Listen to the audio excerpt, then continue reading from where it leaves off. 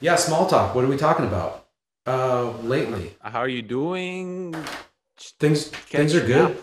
Yeah, catching up. Things are good. Been I don't know, trying to build out the flow point method. Honestly, off season training started, as you know, Yep. a little over a week ago. I'm actually doing the training. Jenny's got me going. I'm not. I don't have delusions of grandeur or anything that I'm ever gonna ski short line again, but the off season training I think is so good for skiers, but and that's exactly what I need to be doing anyway. So I started the off season training. So I'm doing the same training that our Flow Point Method members are doing every week through the app. So it's good. I mean, but give me a sense, like, I know it's been a few years, but you must have tried, some 38s on a ski that with the boot. Like, can you do it? Oh yeah, I think I could do it. I mean, at Hilltop, August, I Yeah. was on a Omega Max, the new Omega Max. It's too big Yeah. for me. Same size as CP. I was on a 67. I probably need like a 65. But Wade was in the boat. I haven't tried 35 off in a while, and it's 34 miles an hour. But I went out and I shortened to 35, and it's fun. 32 off gets boring after like 3 passes, but it doesn't make me hurt. And I know that if I start shortening the rope, and I start doing that move where I'm talking about, you come into the buoy over the ski, and then at the finish you rock to the back to smear the tail to make that stivot happen. That's what hurts my back, is that uneven loading of my hips. Yeah. So Yeah, I see. I don't know. I mean, I could do it. If you shot me up with cortisone in my low back, I feel like it would be ugly. I feel like I mean, I haven't done it in 10 years, 9 years, but I feel like if I had 2 or 3 sets, I could run 39 to 34. I could just go out and hammer out a 39. But Let's do it. no, it wouldn't be pretty, and it Let's wouldn't. do it. Let's convince someone in Chico to shoot some cortisone into your back, just for our own enjoyment. Why? Then Be maimed for the rest of my life, man. no, It would be fun. I miss that. I miss that feeling. I think I know, like, so I listened to Elizabeth's podcast, by the way. That was great. Also, 55 Thanks. episodes now, dude. You're crushing. Unbelievable. What a I'm service trying, man. to the sport. Yeah. Cheers. It's awesome. Thank you. But I see an intense individual, like extremely intense. And I know it's within the context of a water ski podcast that she talks about it. But sometimes now being on the outside of the competition scene for like 8 or 9 years, for me, my head's just a little bit more compromised. In other words, I see it from the outside. So it's hard it's hard for me to think like a tenacious pro skier thinks. In other words, it's hard for me to be like, ski, ski, ski, ski. That's all that matters. How am I going to be better? What do I need to do to game, this portion of my technique or this portion of my approach to competition skiing? So I have a little bit more of I guess, middle of the road mindset now. And with regards to that, it's made me realize how rad this community really is in a lot of ways. For instance, I haven't competed in 9 years, and I miss the feeling. That's what I was getting at. I miss the feeling. I've skied with a lot of different people. There's a lot of friends I have, acquaintances that are in other sports at the top level of other sports. David Akers, like one of the Yep. best, NFL kickers of all time, lefty. I mean, I think he kicked like a 63 yarder. That's a 189 foot kick. Like, that's kicking a football across a ski lake. That's ridiculous. That's further than that, because that still has to go through the goalpost. That guy gets fired up about water skiing. Big time. Darren Rawls, one of the best American downhiller of all time. Olympian, World Cup winner. He gets fired up about water skiing. JT Holmes, wingsuiter, base jumper, Red Bull athlete. Travis Pastrana. I skied maybe 10, 12 years ago with Pastrana in the boat. And it was down at my buddy's place, Heath Voss, in outside San Antonio, Texas. And Pastrana was living on the lake, cycled his road bike over, his little, cycled over on his skinny pants and got in the boat. And like, you know, as I'm running 38, you know, on this floating course, it's all wobbly and stuff, but it's awesome. I'm coming around 5-ball and I see him stand up and I see this in the boat. Like I see out of the corner of my eye, I see double fists in the air. And as I'm cutting from 5 to 6, he is standing up in the boat, in the Mastercraft, like fired up about 38 off. It's just 38 off. And so I guess my point is we have something special, and I lost hope because Terry Winter and I were coming along, and we were gaining steam as the sport was just dying on ESPN. And of course, I've been working on a water ski documentary for a couple of years now with a producer out of Texas, and it kind of morphed into a history of pro skiing, because the most compelling question I think that needs to be answered in our sport right now is why did it die? Why did it go away from mainstream media? Why did it stop being shown on ABC, on NBC, on ESPN, on ESPN2, on Versus, on Outdoor Life Network? That's what I grew up on. And so when I look back at that and I'm trying to answer those questions, and I've done 20, 30 interviews over the last couple of years, me and a couple other folks, and we're piecing the history of the sport together, the rise and fall of pro skiing. But aside from that, having that rich heritage, that rich history, almost 100 years of history, and then looking to now and seeing how fired up people are about skiing, and looking to outsider industry and seeing how people who are really, really elite in other sports, how skiing resonates so well with them, it just gives me hope that even if it never gets back on TV, look at what Vince is doing, and Tony and all their crew with the Water Ski Broadcast Company. Look at what you're doing with the Water Ski Podcast. Look at what collegiate skiing is doing when nobody else is looking. They're killing it. They're having the best time of their lives. Yeah. So for me, there's so much hope. And then, and it keeps me excited, you know, even though I miss the feeling back to like that sensation of running 39.5 off at 36 miles an hour. When you're in the zone, when you're skiing at the flow point and you're not even really doing it, it's happening and it's doing you rather, which is a crazy thing to say. There's no other feeling like that. Yeah, no, it's a great feeling. And I think, you know, like the flow you can experience in other venues as well.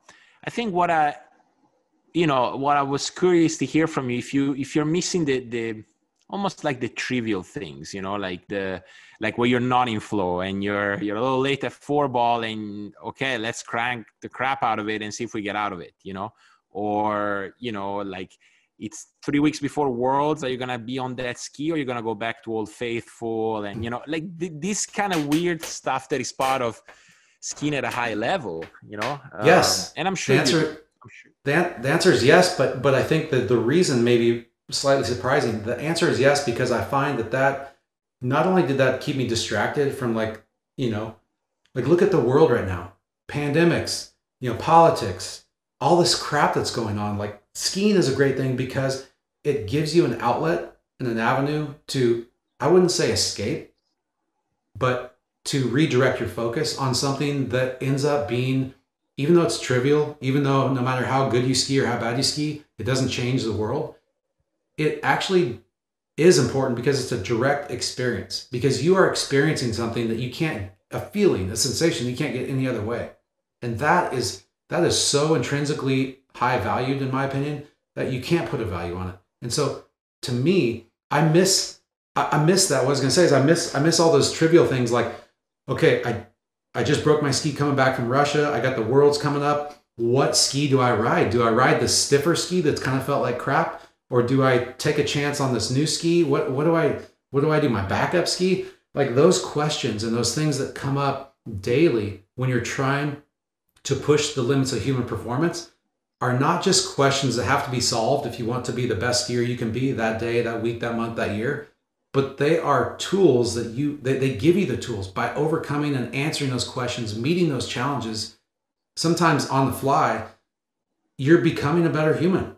If you choose to, you are becoming a better human, not just so that you can be a better skier, but you're becoming a better human so that you can be a better human throughout your daily life. And to me, I've had to find ways to kind of manufacture challenges, or I've had to dive straight into like filmmaking so that I could continue to be pushing some envelopes, so I could continue to be overcoming certain challenges so that I would stay sharp as a human being.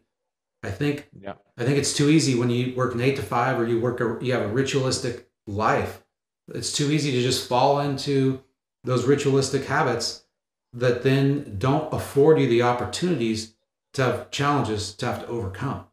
And I think that's the important that, like, part. skiing, yeah, and I feel that what's so great about skiing, and what, you know, in a sense is one of the big pushes for me to do what I do, is those sensations can happen for those who are not, you know, have no ambition of doing it professionally. But there's something about skiing that almost like there's some craftsmanship to it, you know, that even if you're just someone that does it 2 times a month, 3 times, you know, however frequently, but it gives you the opportunity to challenge yourself and to understand a little bit more. That's what I think a lot of,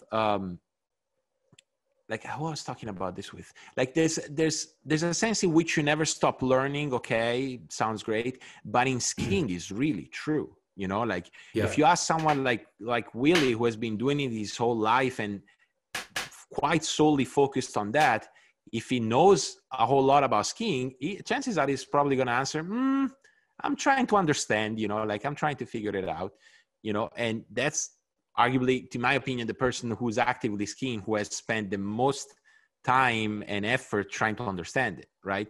But so take that to the amateur, you know, like I can give you an example. I have one of the most famous gynecology researchers and like primary at a hospital here. Like, she's worldwide famous, and she loves to take that little time out of her week, like quick here to the lake to get a set, you know. And to her, like, you know, she's slalom tricks, great skier, but loves that challenge, you know. So you could argue, yeah, it's a escape like any other from work life, but it isn't like any other, you know. No. And I feel that if we continue to show and let people hear how cool it is, then hopefully the base will keep enlarging, you know. And I think that's a precondition for all the, I've got to realize it's a precondition for everything else to grow, right? Yeah. That base has to keep growing. So I'm going to continue. I feel like you've got the right approach. I feel like you've got a good following, dude. And I think just more media, more conversations like this, more information is, and making it okay to just go take a ski ride, because often it's like you said, it's people who are doing high level stuff or important things, quote unquote important things, also still find time to do this. And I think, as much as sometimes there's a guilt associated with taking too much time to go ski for certain people, it is a form of meditation, in my opinion. A meditation can take many forms. This is a physical form. Yoga is a physical form of meditation, but this is a different type of a physical form of meditation that I think is so important to have in your life, your daily, weekly life, that in and of itself can't be overstated. You're not doing it to become a better person, but just by going and seeking a sensation, by going and trying to seek a better performance on the water, whether you're a pro or you're an amateur, you indirectly come out the other side with more tools and feeling better about life in general. And I was going to say, I miss the feeling, you know, I still feel what it's like to go run short line. But you asked me, you know, what do I miss? I would tell you, the things I missed are being replaced by things like still being able to be in the sport, still being able to cover it through Flowpoint TV, now being able to offer 25 plus years of technical knowledge, how-to knowledge, how skiing works, and team up with Jenny with the Flowpoint method. I think that this now is a paradigm shift we're trying to create, where instead of just going and skiing with your ski buddies and having that be enough, like, if you really, really, truly want to be the best skier you can be with the limited amount of time you have to dedicate to it, here is the shortest path to the best skier you can be, by doing the fitness, nutrition, mindset, equipment optimization, lifestyle choices. Like these are the things you can do, and that feels really good. But almost the most important thing for me is at a time where, you know, somebody I'm really close to, my older brother, somebody I've looked up to my whole life, has been battling, you know, different forms of cancer for 5, 6, 7 years. And oftentimes in between rounds of chemo, like I'm looking at the doc. He walks, he has enough energy. If he does, he will have enough energy. He'll walk to the dock, you know, 150 yards from his house. He'll get in a boat with Terry, and Terry Winter's living close by now, and Terry's skiing pretty much every day.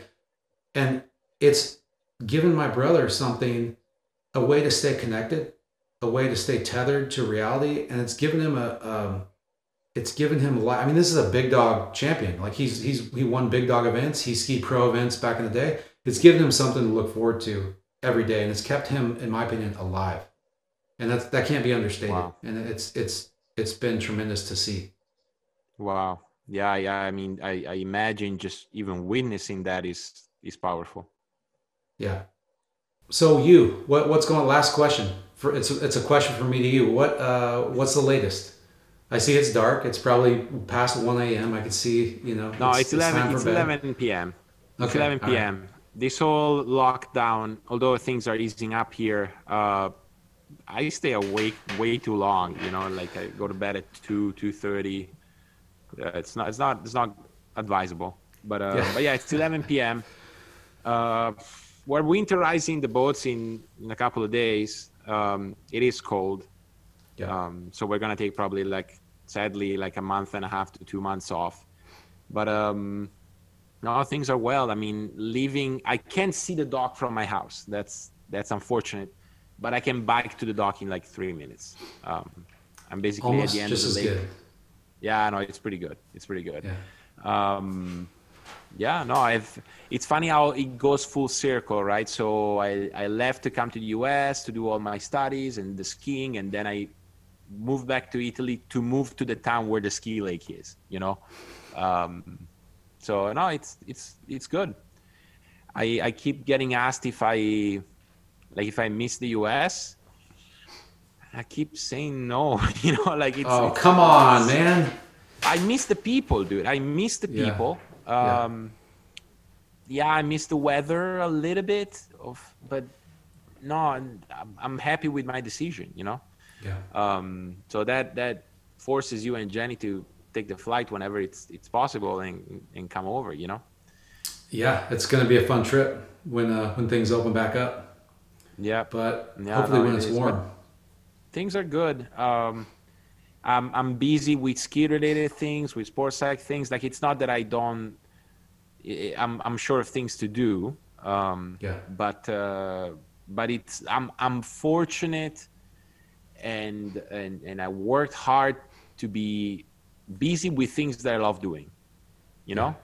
And I'm lucky, but I also worked towards that. You know, so I think the two always tend to go together. So no, days are going by. Things are restrictions should be easing up on Friday to the point where I should be able to go and see my parents, because I'm about an hour away from my hometown, where I grew up. Yeah. And then the big conversation in Europe is Christmas. What are we gonna do about Christmas? Can we see each other? How many? Can we travel? That whole thing. But I stay here getting ready for a better 2021, like most people. I hope. Yeah, we have a lot of pro tournaments coming this way here in Europe again for next year, including ours. So, you know, I'm already working towards that. No, things are really good. I'm just hoping to you know, do other things, because that's, you know, I got here, I did my 2 weeks quarantine in May, and then pretty much I got in the boat, and I got out of the boat 2 days ago, you know? So I haven't had really a life outside of skiing, you know? Which is a great life. I mean, I love it. But, you know, check out, it's funny, I'm from here and I'm not at the same time, you know? So Yeah, you're like rediscovering. You got to rediscover some things in your home country. Discover, yeah, in my area, you know. So yeah, that's cool. That's a plan. So what do we have coming next from the Water Ski Podcast? Anything like cool, exciting that you can share, that you can leak, that you can talk about in the coming weeks and months? Yeah, I mean, it's funny because I don't know when I'll be publishing this, but for 2020, I have a couple of more interviews, and then I have a sweet things, and I know you know about this, but I don't want to spoil or anything. I have a pretty cool end of the year episode that will launch on December 29th. And then 2021, more of the same, you know, like I got to the point like 2 or 3 months ago when I thought I'm going to run out of people to talk to. And then pretty quickly I realized that was one of the most stupid ideas I've ever had in my life. Like you're never going to run out of people to talk to, you know? No. So I think that's going to be the bulk of the Water Ski Podcast, but I want to try different things like this one that we did today.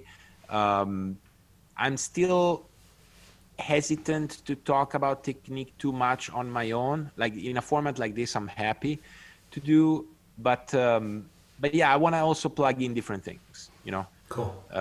Q&As, maybe commentary about tournaments. We'll see. But the bulk of it will be that long format conversation.